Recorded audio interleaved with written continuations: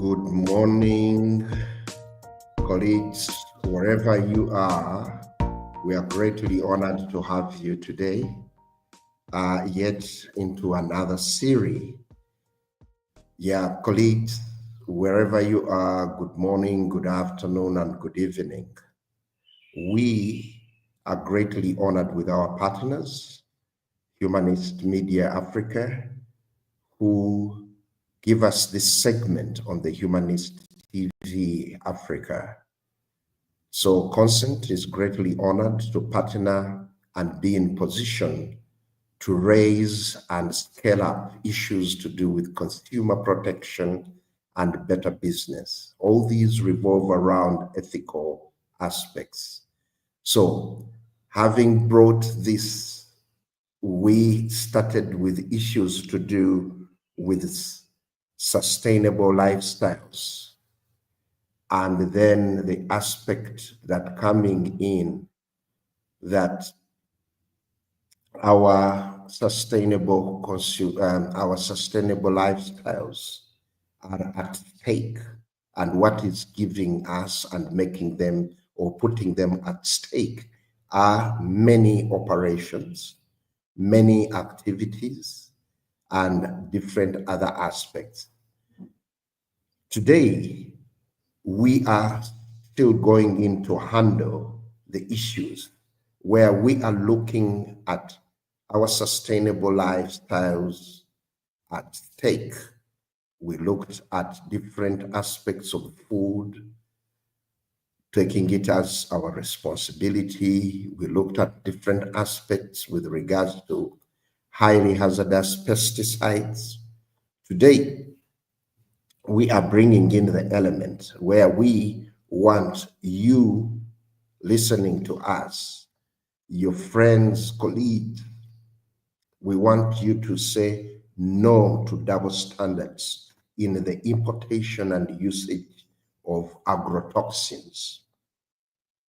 And these agrotoxins that are not proving, that are hazardous, highly hazardous to us human beings, to the environment. They are also hazardous to business, because once foods are contaminated, then they are not economically viable. They're not fit for human consumption. They are not tradable. So those are issues that affect and do not bring about sustainability. They do not provide resilience. So they put us in danger. So today we are want to dive, following up on other aspects that we looked at last week. We want to dive into the double standards of trade and usage of agrotoxins. The double standards lead into tradings where issues that are banned in other countries, not used in their countries, they are sent to countries where they think their policy and regulatory frameworks look to be weak. And these practices that are double standards end up endangering our health, harming the ecosystem, undermining sustainable agriculture, undermining the One Health initiative. All these show moral and ethical failures. It brings in many other aspects that we need to look at. We need to have corporate accountability. We need to see to it that the conventions that are in place, the conventions of Basel, conventions in Rotterdam and Stockholm, that phase out highly hazardous pesticides universally are recognized. So we will need to have corporate accountability. So that is why today we are focusing on saying no as a campaign and saying no to double standards, so that if we do not address these issues, they are going to endanger our health. All the campaigns that are there to have a sustainable world, the SDGs will not be met. So it is very important that we have got a systematic change in whatever we are doing. Sustainable lifestyles cannot exist in a world where safety and sustainability is a privilege reserved for the wealthy. Ending double standards is not just about banning highly hazardous chemicals. It is about dismantling colonial or embedded approaches that are affecting trade, and we need to do it in solidarity globally, and we look at issues that are affecting us. Further, as consumers, we need to speak up. We need to talk to our politicians, the decision makers, technical people, to make sure that all these issues that are affecting us are addressed. We need to talk to government. We need to talk to the businesses, telling them that we are the market. If we are endangered, if we are sick, the market is affected. So, colleagues, this is something very key.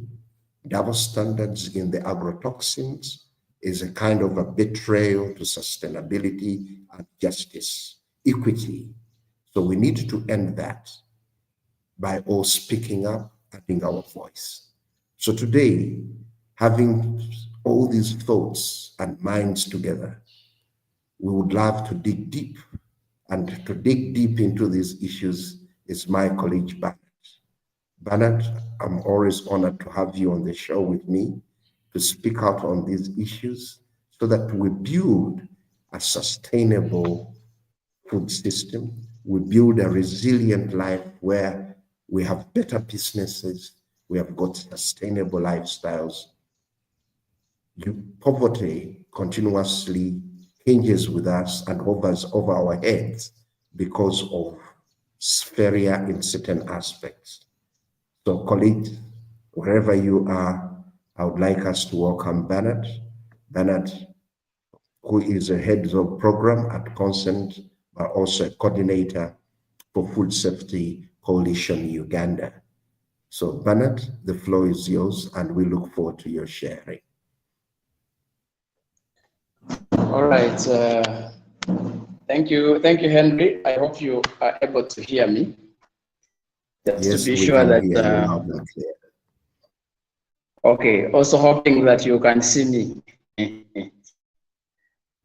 I can. I see you crystal clear. Okay. So, ladies and gentlemen, of course, we really want to thank you for always joining into this show. We want to remind each one of us what concern us, issues of conscience, issues that are environment, issues concerning our health, and issues of critical importance. Today, another subject, looking at, of course, sustainability, sustainable life, yes, of course, double standard. Want to explore standards in context. You know, we are coming from of certain things being allowed in Africa and cannot be allowed elsewhere. So anything that is not safe for an European person shouldn't be safe for Ugandan or Tanzanian or anybody in Africa.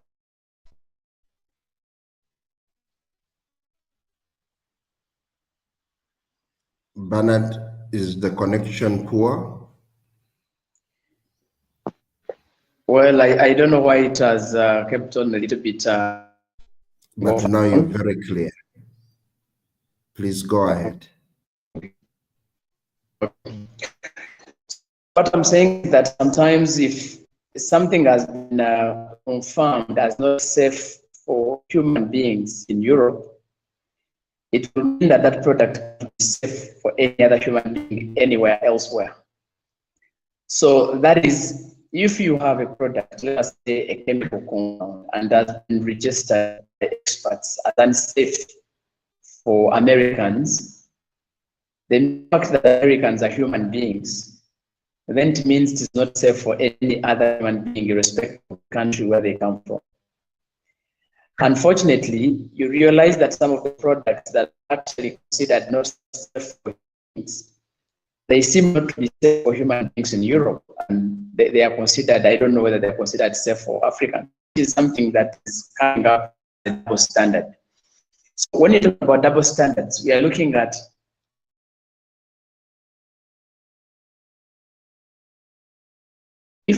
why are other humans not using it and other humans are actually using it. So this is where the problem is. Henry, I am not very sure why the network is jumping on and off, but somehow, let me hope that I am still clear. Yeah, I can hear you, but now I don't know where the problem will be. Could you please continue? Let me see. Okay. So, all right. So now today we're going to again reflect on issues to do with double standards, but looking at it from the highly hazardous pesticides perspective. Last week, we explored a number of issues regarding the highly hazardous pesticides. And the highly hazardous pesticides, we have noted with concern that in the European Union, in the US, in China, some of these highly hazardous pesticides have been banned for use. And last week, we were able to check out in the registers of EU to see which chemicals were banned there, and yet they are actually very present in Uganda, in Africa, actually. Now, as we speak, there is a big meeting happening in Geneva.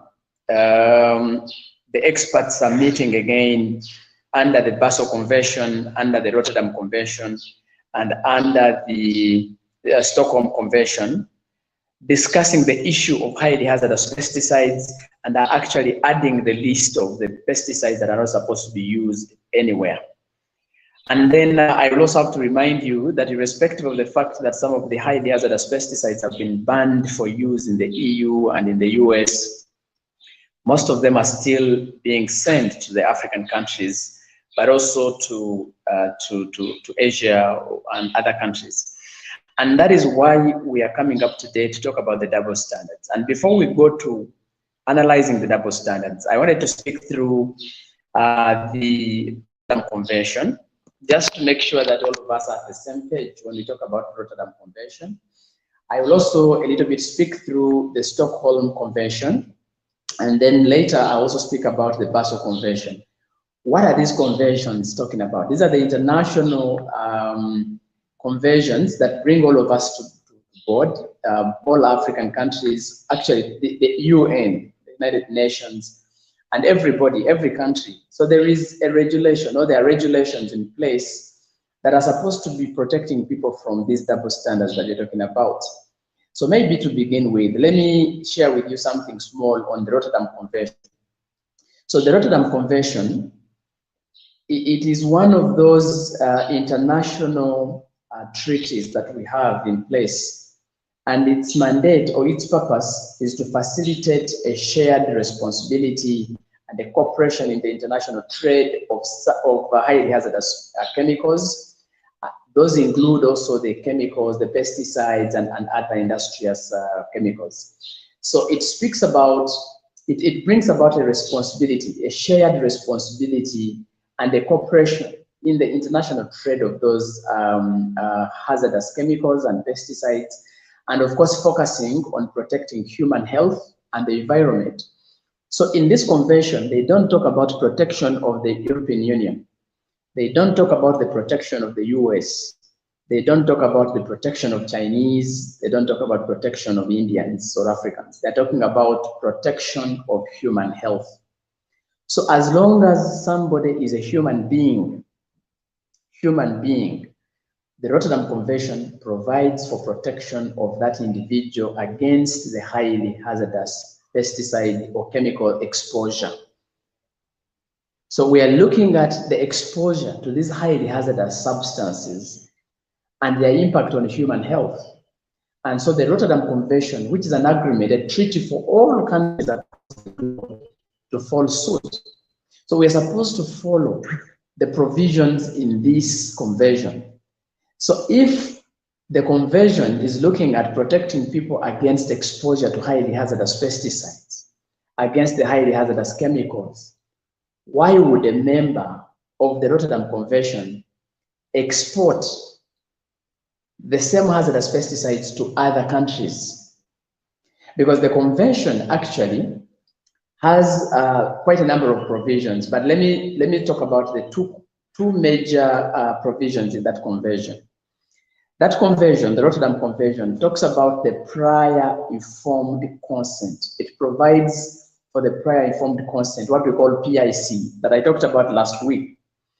And it establishes a list of chemicals that are considered as highly hazardous, that are considered as hazardous to humanity, but also hazardous to the environment. There's a whole list in the Rotterdam Convention that is provided in that list.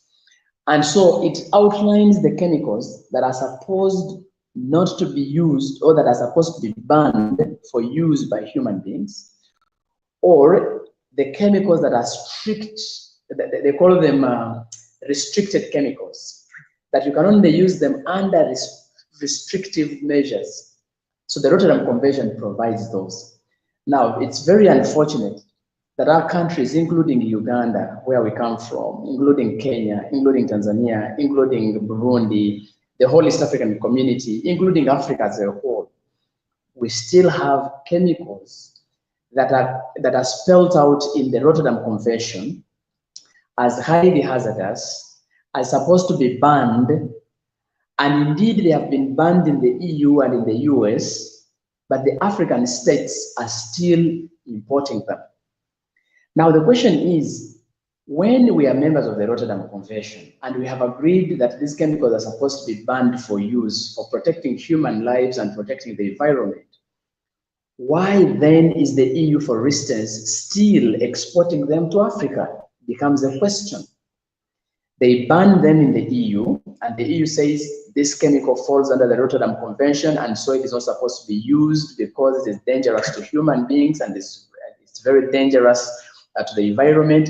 But still the same EU puts these products on the market in the African states. Now, that is the first double standard we're talking about. If something is not safe for the EU, what makes it safe in the African states? So that is a double standard we're talking about. Anything banned in the EU, we say that it shouldn't actually come to Africa, because if the trials show that the product is unsafe for human beings in the US have the same blood as human beings in Africa. So we don't need to have things that are banned in the EU to actually come in Africa. This is the double standard that we are talking about.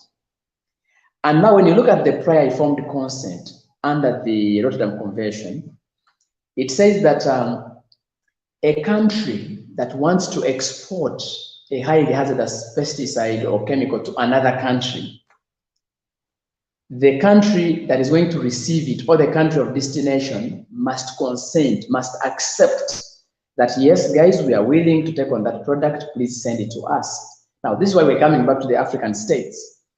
If a chemical has been highlighted or has been listed in the Rotterdam Convention as a highly hazardous pesticide, for instance, and the EU has banned it for use in the EU, why would our leaders in the African states consent to receive such a product?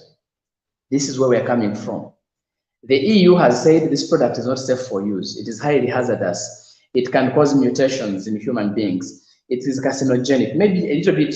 Maybe let me try to remind you a little bit where we stopped last week. We noted that highly hazardous pesticides, for instance, carbendazim, which is one of the highly hazardous pesticides, Some of those are mutagenic, meaning that they can or they can change or they can alter your DNA or your genetic makeup. And this information we shared it last week. Now you realize that, for instance, Uganda was receiving carbendazim in the country, but this is a chemical that has been spelled out as a mutagen, as mutagenic. It can alter people's DNA, it can alter people's genes. Why then would our countries consent to receive such chemicals? So one, there are two things involved. It is a double standard that the EU knows that this product is a mutagen, but still proposed to a country like Uganda to send it here. It is also another challenge that our country, Uganda, our leaders can still accept a mutagen to be sent in such a country. So who is the victim? The farmers who are using these chemicals, the people in the community who are actually having exposure to this chemical. I mean, we are all exposed in one way or the other. So in the first instance, why would the EU send it to Africa?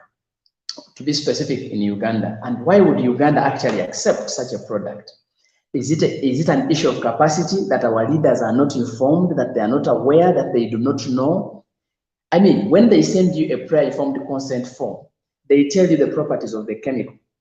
If they tell you that carbendazim is a probable mutagen, they give you its characteristics, they give you its properties, and we have experts. We have a whole board that approves chemicals to come. We have entomologists, we have all these experts as part of this committee and all these committees that approve. Why do we approve products, specifically highly hazardous products, to come and be used in our country, and yet the country of origin cannot use it? Why are we joking with human life?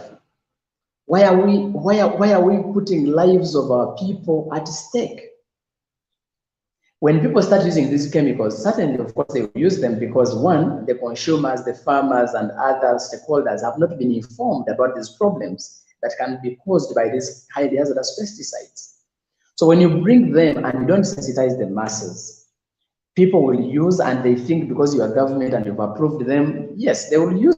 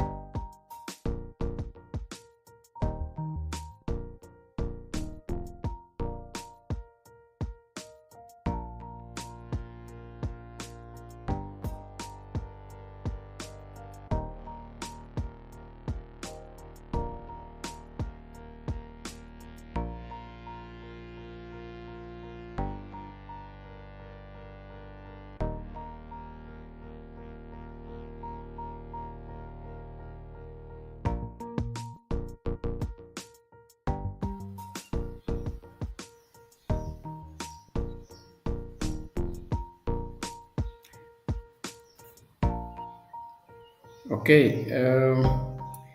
Sorry, the network a little bit jumped off. I was trying to I was trying to explain a few things on the double standards, and I was taking us through the Rotterdam Convention, trying to give you the different available options from the Rotterdam Convention. And I was saying that the Rotterdam Convention is very clear on highly hazardous pesticides, trying to show. Maybe let me share my screen a little bit so that we can appreciate a few things here and there when it comes to the Rotterdam. So you realize that the Rotterdam Convention provides us alternatives on.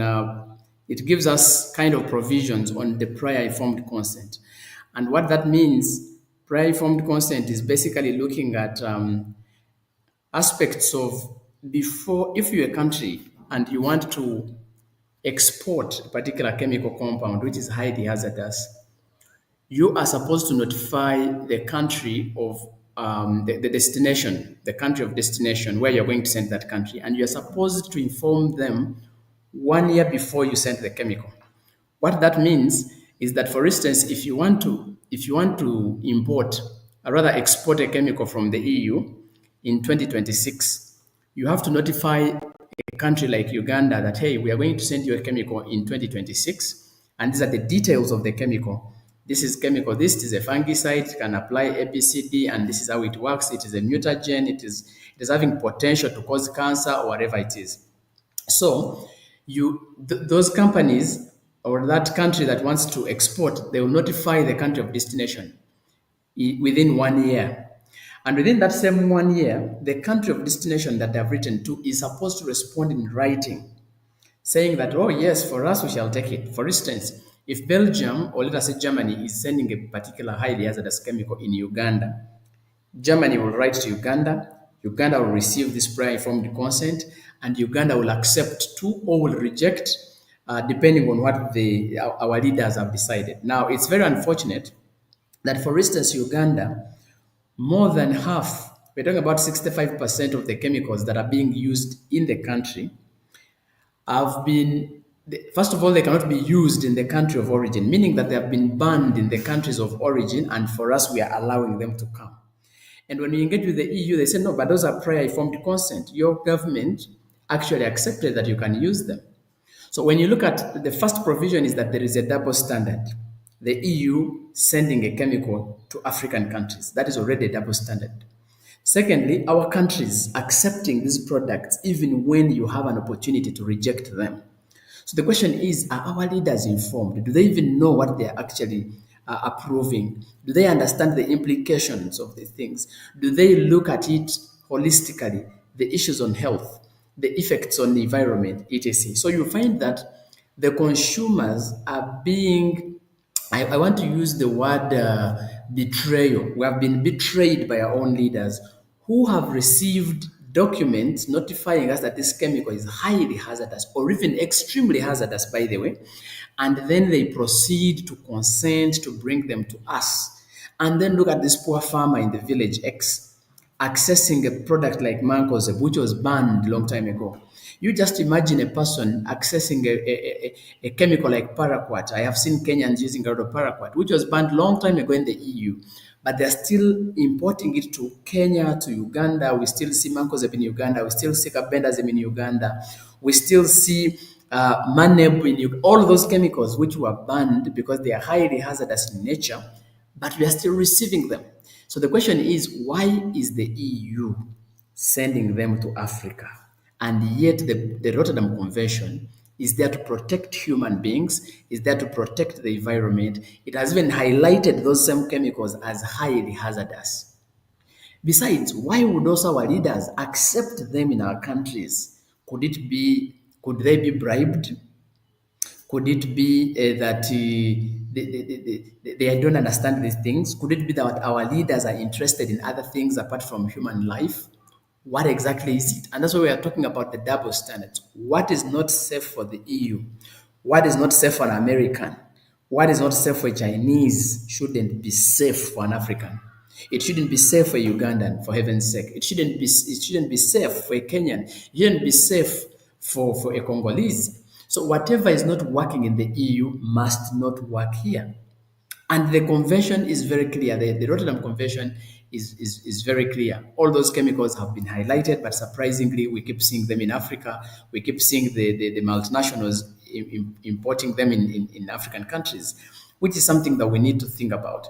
And then also, of course, from the same convention, the importing countries are supposed to communicate one, their decisions on whether we have allowed or disallowed or allow with conditions. All of these must be communicated before we can actually accept such a chemical. So we have a lot of work to do as consumer organizations, as consumers, as farmers, to actually advocate for ourselves. We actually put our leaders to book. We need to make sure that our leaders tell us why they are doing this to humanity. And by the way, you leaders also, you need to be careful because what you are bringing for humanity, what you're bringing us to use, you will also find them in the water you are drinking, you'll find them in the food you're going to eat because you don't even produce your own food. So whereas you want to be bribed or you want to get a lot of money from these multi companies, whether you've been, you still remain a consumer in the country and you're not producing your own food and you'll eat the same food. So we need to be cognizant. How are we preserving our environment? How are we preserving the lives of the people that we are leading? How are we advocating for safety and protection of the people that we are actually leading? So when you look at the convention, and the Rotterdam Convention, it gives us all of those. It is well documented, it is well stipulated. But why things are happening the way they are happening, we think it is because of the double standards, thinking that other people are more human than others, which is a very wrong thing. And we need to speak about it, we need to advocate against it. And by the way, once the companies and the countries have agreed that they're importing, these two parties are supposed to notify the EU. There's a regulatory kind of domestic regulatory action there on the ban or severely restricted chemicals. We need to notify the EU that, hey, we have agreed to bring. Why do we notify the EU that we are going to import a wrong chemical? It should actually not even come. So that is the Rotterdam Convention for us. It is there. It is the document that is supposed to be protecting all countries against this mess that we are having, the double standard mess. We also have others. For instance, we have what we call the Basel Convention. And the Basel Convention, for it now, it's another international document or regulation, I would say, that controls the transboundary movement of hazardous waste. So, for instance, it's about transboundary movements. So, Kenya, Uganda, Uganda, Kenya, EU, Africa. So, it controls actually the movement of highly hazardous waste or even the disposal of waste, hazardous waste.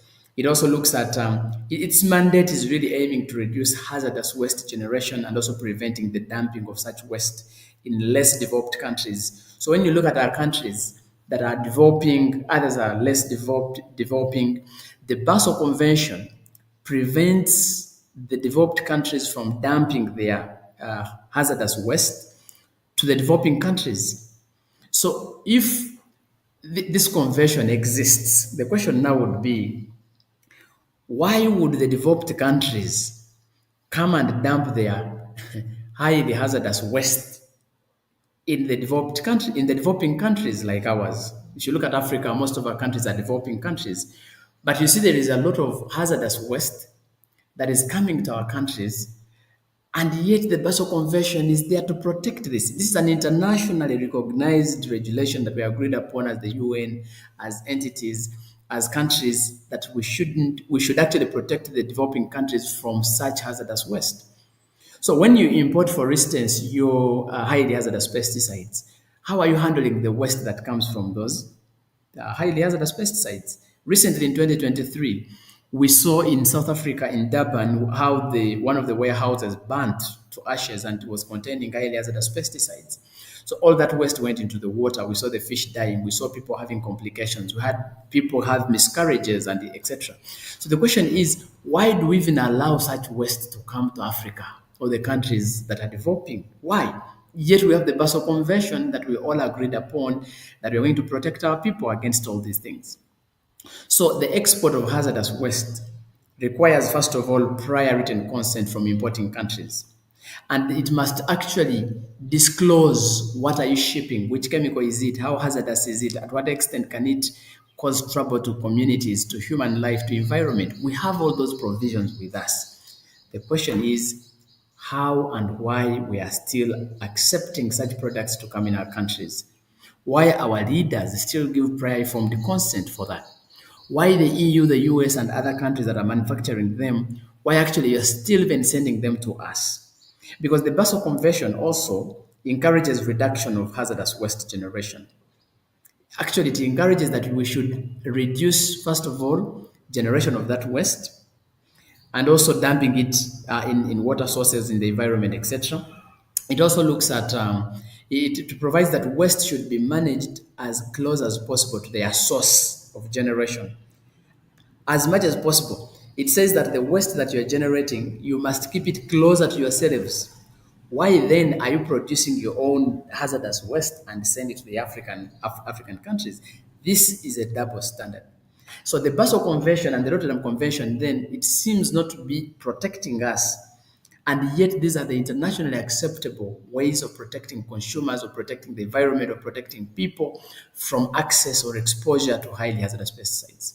So the question comes again, are these documents, are these treaties protecting us?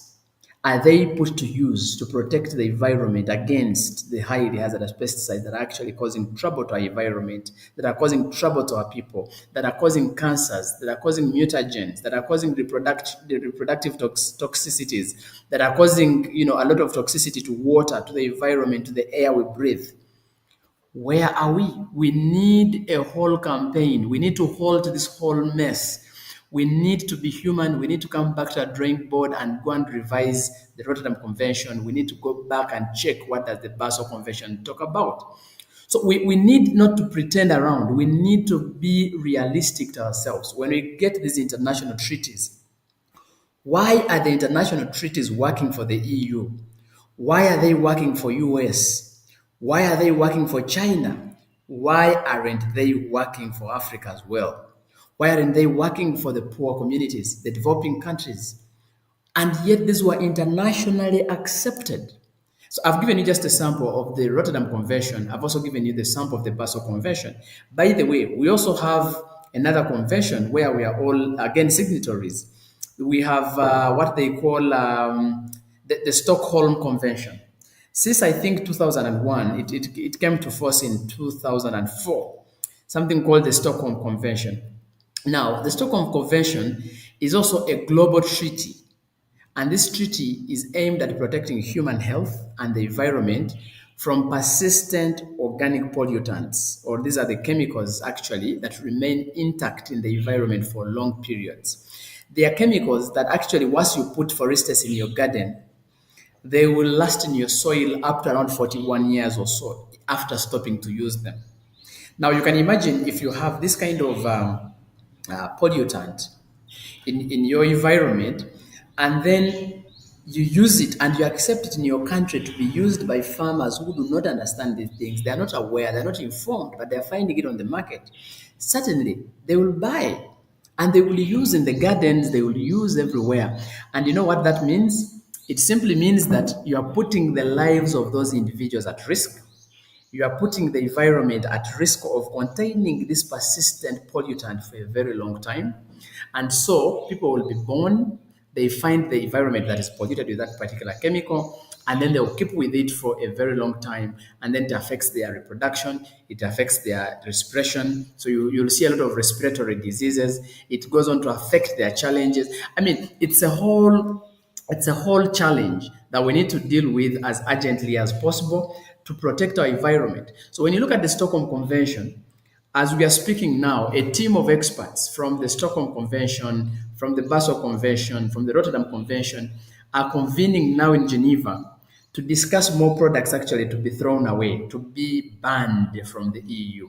So there is rather from being sold, from being marketed, because they are highly hazardous to life, and we cannot actually watch and see these countries playing on our heads, playing on our minds, when the truth is out there. So if you look at this month of May, even now, the Basel Convention and the Stockholm Convention and the Rotterdam, people are meeting in Geneva to come up with this. And I think I am happy that some of the products that we've been talking about, 2 days ago, they were actually discussed again and thrown away and named as highly hazardous and very toxic, and they must leave the market.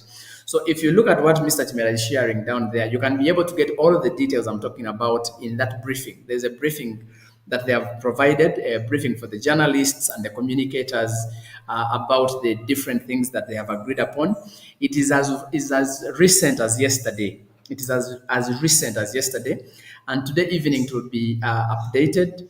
So every evening they update it. So the meeting ends today, but you'll see that a lot of discussions have been happening on a number of chemicals.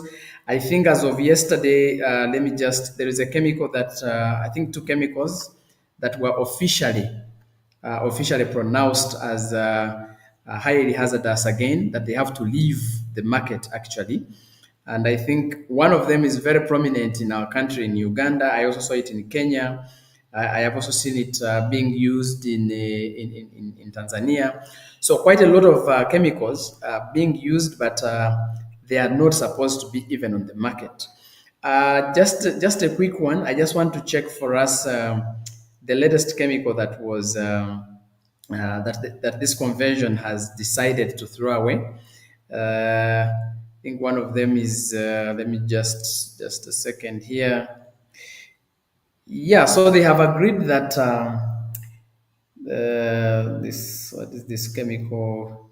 I think it is chlorophoss. I think it has been officially sent off the market, and actually carbosulfan is also one of the chemicals that I have been complaining about with my colleagues here, which has been fully available on the register of MAIF, the Ministry of Agriculture in Uganda. They have confirmed it. It has been also been listed in the Rotterdam Convention as one of the highly hazardous pesticides. So carbosulfan is already listed there. We saw them naming chloropyrifos, which has also been listed as one of the persistent organic pollutants, and so it must leave. So all of these are with us, they are in place. And so I don't see why we cannot adhere with the expert knowledge. These are 2,000 experts from across the globe. They have sat down and they have combined the Stockholm Convention, the Basel Convention, and the Rotterdam Convention, which of course they keep sitting routinely to make sure that they bring on board other chemicals and remove others. So ladies and gentlemen, we cannot bear this kind of thing, that we are being played on our minds, bringing products that are very deadly to human life, that are very deadly and they are pollutants to the environment, and we keep allowing them in our countries. And actually, as I conclude, the issue of the Stockholm Convention, the convention actually talks about elimination or restriction of these POPs, what they call now the persistent organic pollutants. Those are chemicals that retain intact in the environment for a very long period of time. But also they talk about cumulative in living organisms, that once it enters a human being or a living organism, it can accumulate there in the tissues of the person, in the organs, and also they have confirmed that some of these organic pollutants actually pose significant health risks, such as cancers, birth defects, immune system disruptions, etc. Now, why, for instance, would we have persistent organic pollutants in our environment, even in our market? So, for instance, Uganda has been trading chloropyrifos, which is actually a persistent organic pollutant, and our farmers have been using it out there. Now you can imagine, if it has been banned in the EU, it has been banned in the US, why on earth would Uganda, for instance, have it when it has been banned, it has been restricted, it has been eliminated, and for us we are using it? Why? These are double standards that we are talking about. And actually, the Stockholm Convention also talks about controlling of imports and exports that have been listed as the pollutants. So there is a whole control measure on imports or exports of the persistent organic pollutants. And this is already provided for. There's a whole list of these pollutants listed. What makes us wonder is why our countries go ahead to actually bring them in our countries when they know that these chemicals have been listed in the Stockholm Convention. So you see the nature of double standards. Our leaders seem to think that we are not human because the human beings who are in Europe, their leaders have protected them from having access to them. Now, the question is, why do our leaders want to think that for us, we are less human, that we can actually use them? They have told you that this is a pollutant, it will stay in your environment for 40 years after we have stopped using it. It will stay in people's bodies for a very long time and can cause cancer, it can cause mutagens, it can cause disruptions of their systems that manufacture or make the hormones. Then you, the leader, you continue and you bring those chemicals within the country. Why on earth would you do that? Why are you not patriotic? Why are you not supporting human beings? Why are you anti-human? And I want to confirm to you that those products will also consume them because you are also a consumer and you're not producing your own food. So you will buy this food in the market and you will actually use it. You will still buy it.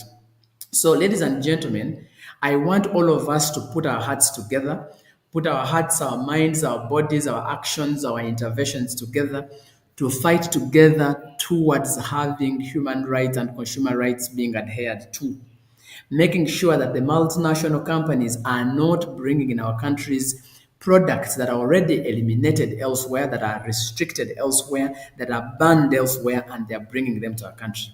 We cannot afford to have highly hazardous pesticides, highly hazardous products. We cannot afford to have agrotoxins in our countries, and we keep watching the space. I think it is high time civil society organizations, religious-based organizations, cultural institutions, consumer entities, we need to come together and make sure that our countries are very accountable for our lives, accountable to our environment, and accountable to all of us on why we should have these highly hazardous products with us. So we think that once these products continue flooding our markets, we are losing the sustainability of our environment. We cannot produce anything without those chemicals. It is high time we have a joint campaign against the highly hazardous pesticides, things that have been proven as persistent pollutants to the environment, things that are polluting our water, our fish, our aquatic life, our soils, etc. We can still produce food with safer alternatives. So, food production shouldn't be the issue. Africa can still produce a lot of food without highly hazardous pesticides. We can still have a safer environment, and if we don't bring the persistent pollutants, we can still do a lot to survive. And so, ladies and gentlemen, if we don't keep that in our minds, then we're going to pollute the air, we're going to pollute the water, we're going to pollute the soils, and sustainability will automatically die away, and we shall remain beggars, begging those guys when to import food to us, and yet we are the ones with the good weather, we are the ones with good soils, we are the ones with everything. So I want to pray that each one of us joins the mantle. We need safer products. We don't need highly hazardous pesticides here. What is not working in the EU must not come to Africa. What is not working for the US must not work here because we are all human beings. The rights are the same, the obligations are the same, the conventions are the same, the treaties we are referring to are the same. So, with those so many remarks, I think that our call remains that we need to dignify lives, we need to respect human lives, we need to respect our environment, and we must make sure that we bring on the safer products to our continent, and we must make sure that our people live sustainable lifestyles other than living unsustainably, and we lose the environment, we lose the waters we have, we lose the soils we have, we lose integrity, we lose sovereignty, and we lose everything from us. So let us join the campaign, and all of us really have to make sure that we do our best to make sure that our people are protected against the highly hazardous pesticides and other highly hazardous chemicals that could be out there. Let us respect the provisions in the Stockholm Convention, the provisions in the Rotterdam Convention, the provisions in the Basel Convention, and of course other provisions in the Rio Declarations. All of those are here with us, and so we must respect them. So thank you so much. And Henry, sorry for taking quite long, but I think these are areas of emphasis, and I now hand over to you to give us your remarks and probably close out the show. Thank you so much.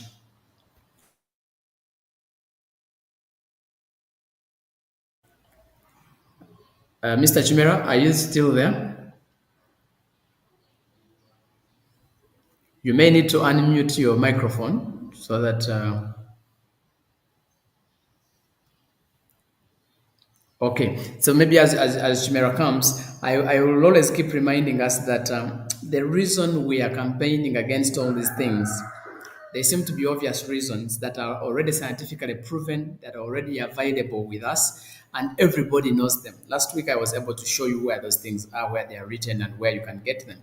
So, one of the reasons why we are campaigning against the highly hazardous pesticides and the double standards is that it has been confirmed beyond reasonable doubt that some of these highly hazardous pesticides are carcinogenic in nature, meaning that they can actually cause cancers to human beings. Others are still probable carcinogens, meaning that the research has already shown that there's potential of causing cancer, already proven in the animal kind of trials, and yet they are yet to be confirmed with human beings. But others are already confirmed as carcinogenic, meaning that they have the potential to cause cancer to human beings. And we already know that these cancers don't have medication, they don't have cure. So once you have a cancer, you have it. So many of us now in the developing countries where even our healthcare system is very weak, we can't do much. Once the carcinogen has come, it will hit us, and our people will die. No wonder you'll see so many cancer institutes raising, but even the medication is not there. We don't have enough capacity to sustain people who have cancers. So someone tells you that this product can cause a cancer. Then you say, oh, okay, I'll deal with it slowly. Why on earth would you do that? That is one challenge that we are living with. Someone tells you that this product is a mutagen, it can cause a mutation of your DNA, and you continue and say, no, please, you bring it, I can deal with it. And someone has told you it is a mutagen, it can cause a mutation, meaning it can alter your genes, can alter your DNA, and you still say, no, you bring, our people will absorb it. We cannot continue like that. We cannot serve humanity like that. So, colleagues, you need to bear with us and join this campaign against the highly hazardous pesticides, highly hazardous chemicals, improper disposal of these wastes in our areas, in our countries which are developing. I think that is suicide. I think that is something against humanity, and yet we are the same people documenting the rights of humans, human rights. What we cannot continue pretending. We must end these double standards, and we must promote humanity and clear environment. So, Mr. Chimera, sorry for being very tough, but sometimes I need to be, and I want to hand over to you now that I can see you to give us your remarks so that we end the show probably in the next few. Yeah. Henry, over to you. Okay, I don't know whether he has a network challenge. I can see him, but Mr. Chimera, are you there?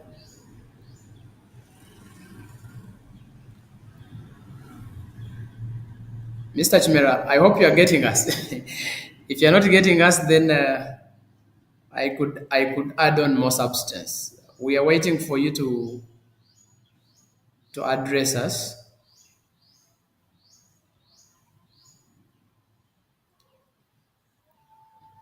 Okay, I think he's still checking out for network. But anyhow, so there are quite a lot of other things that we talked about last time, saying that some of these highly hazardous pesticides, actually, why we are talking about them is really about life and the environment. We know already that these highly hazardous pesticides, some of them are really dangerous to reproduction. They are reproductive toxicants, meaning that if a mother, for instance, is pregnant, and she has exposure to a particular chemical which is highly hazardous, one, it could damage the unborn child. We already know that it can damage the unborn child. Now, look at how you are damaging a child who is innocent already because you want to bring your chemical on the market, and then Two, we know that some of them can make people infertile. That research is already available beyond reasonable doubt that some of the pesticides can actually cause reproductive toxicity, meaning that people may run infertile, people may become impotent, people may have challenges with birth, and so they start having preterm deliveries. Mothers can have abortions unplanned before, and someone just has an abortion because of exposure to the pesticide.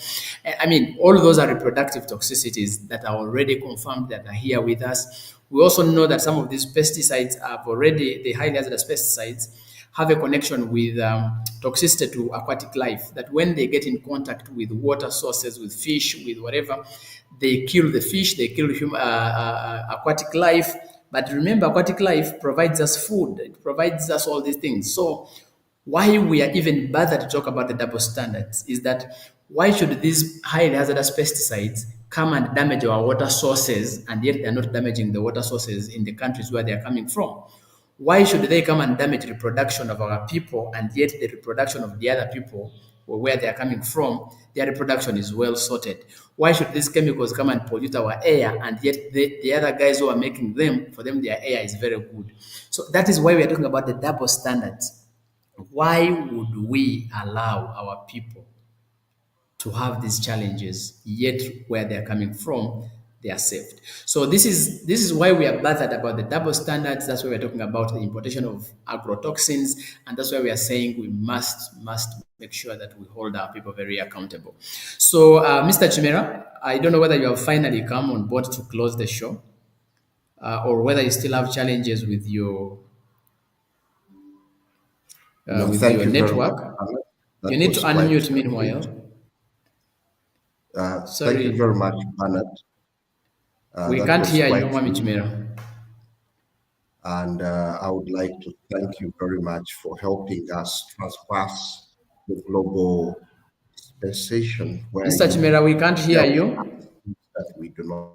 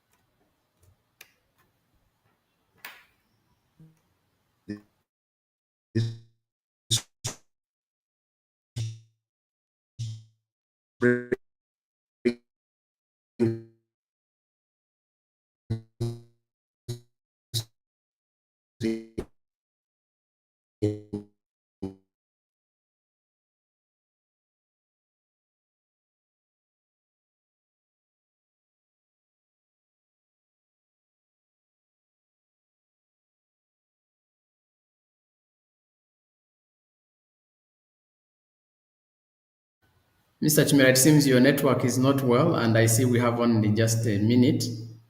So your network wasn't very good, and I think we may not go beyond this. I see we are at the top of the hour. Sorry for the network glitches that we've been having. Uh, we wish that next time probably we shall have a better network. I understand that for now the network was a little bit bad, and so you would allow us probably to close the show and probably start there the next time we catch up, which is of course next week on Friday. But we want to thank you so much, the colleagues from Humanist TV Africa, for giving us the opportunity to share these ideas with our people out there, to help us in the advocacy campaign against the highly hazardous pesticides and the double standards. And also, we want to appreciate our listeners. There are perpetual listeners there who keep on following us. And please keep following the Humanist TV Africa series that we share with you every Friday, but also other programs of the Humanist TV Africa. Of course, we want to appreciate you, Bongole, in the studios, and Katomu Kasa, wherever you are. Thank you guys for making this happen. And Mr. Chimera, thank you so much for always bringing us on board to speak about these issues. And now we want to say that, well, on Friday next week, we shall be here again to speak about the same issues, but trying to dig down into other issues concerning the consumers, concerning the lifestyles that we are living, and also concerning the issues of double standards and how best we can actually approach them. So we want to thank you, and we want to wish you the very best of the day. Please go and knock at the doors of your leaders. Go and knock at the doors of civil society organizations, at the doors of consumer entities, religious leaders. Let us put our hands together and make sure our people are protected from unsafe products, from double standards from the highly hazardous pesticides so that we can progress. Thank you so much, and please have a lovely afternoon and a lovely weekend. God bless you.